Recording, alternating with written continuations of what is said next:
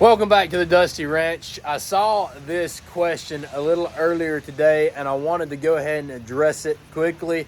Pardon, it's raining today and I hope that we can hear each other, or I hope that you can hear me okay. But the question is, what's the difference in the Lt35 with the single rail system versus the Lt40 with the dual rail system? So let's take a look. Let's start with the Lt35 and just take a look at that, and I will talk to you about some pros and cons I've noticed already. So join me and we'll check her out.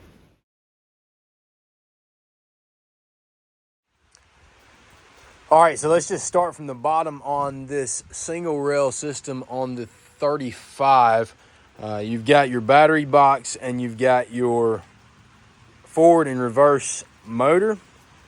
You've got your chain that is for your up and down motor, which is housed inside of this little area right here, and we'll look at both of that. Come around the side right here, and something I really like about this unit is how open that is. Sawdust falls right down in. Now, let's take a gander at the size of this post. You've got about 3 1/4 inches of steel by 6 inches of steel, and that's a square tube. And then let's get you around that cord right there. You have a 1 inch chain. Actually looks like it might be 1 1/4 inches, just shy of that, 1 1/8.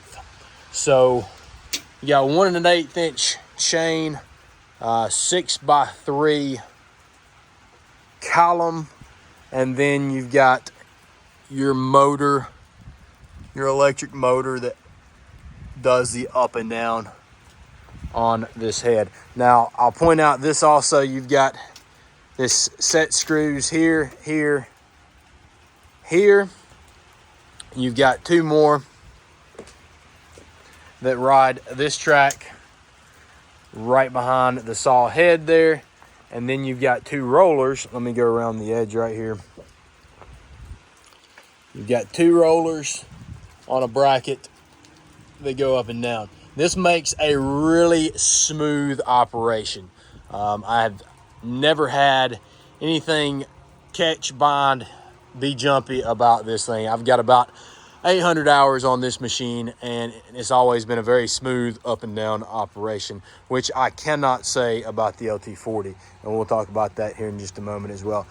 We get to the very tip top here, and we're looking at our lubrication on the operation side and our gas on the idle side. That is a major difference on the LT40 unit as well.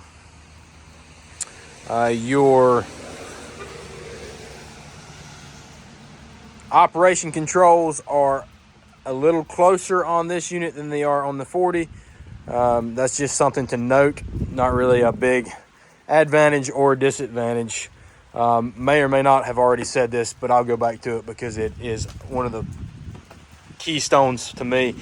Very open area for sawdust to fall down to the ground, fall down through, and then your felt lubricator and rollers for the rail there. Now let's go over here, and we'll just walk over here and look at the LT40. We'll start from the inside of the saw here, and we see we've got these pads right here. I'll talk about those in just a minute. We've got 1, 2 behind here, 3, 4, 5, 6, 7, 8 on the back side. Your chain, we'll go ahead and measure that thing. You've got a 1.5 inch chain instead of 1 1/8, which is a little bit of a difference. And then we notice no gas can on the idle side. That is on the other side there. We can see standing here, the operation controls are a little further away. which, like I say, just a point to note when you go to running the machine. Where you think you are, if you're used to the 35, is not where you are on the 40. Now, this is a super model, so I think this electric motor is larger than the one on the 35. I know for certain that that one is, and I say the 35, I meant the standard 40. And then we walk down to our battery box here, and something I really do not like is that is completely closed all the way to the rail, and it holds a ton of sawdust. I just wiped this off about 10 minutes ago, and it was up to there, which means when you walk that head down to a 1-inch mark, you have to make sure that it is clear. Now, I mentioned some jerky operation on this head.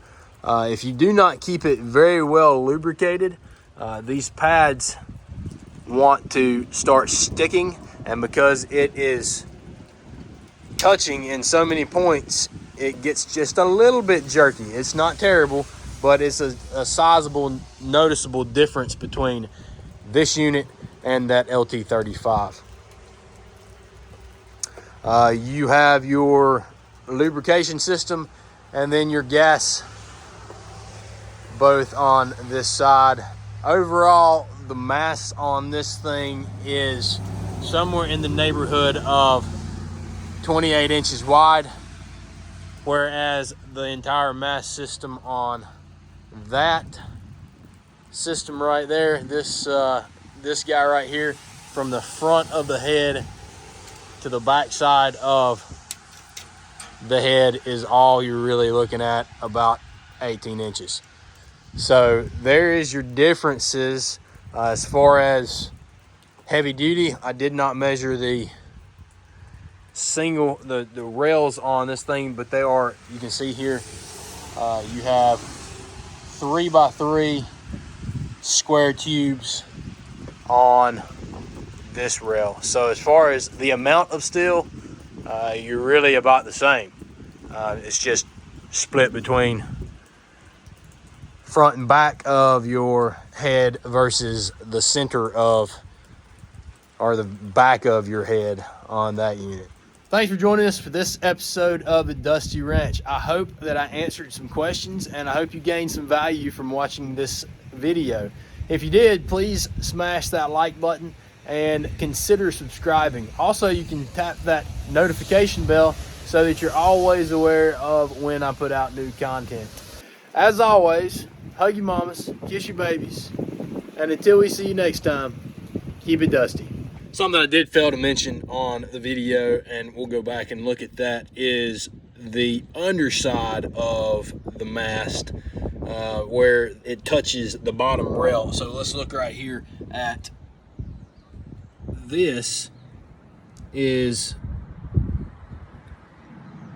the underside rollers on this guy. Of course, you see the forward and reverse motor right there, right here, and then these are the roller and roller guides there. They're a little more robust on the LT40. Here we're under the LT40, and because of the two rail system, you've actually got this spread out a little bit. So you've got the roller here, that bearing there, and then you've got your ground clamp right there, and then you've got a second roller further down. That causes it to be spread out a little more, and I assume it makes it a little more sturdy.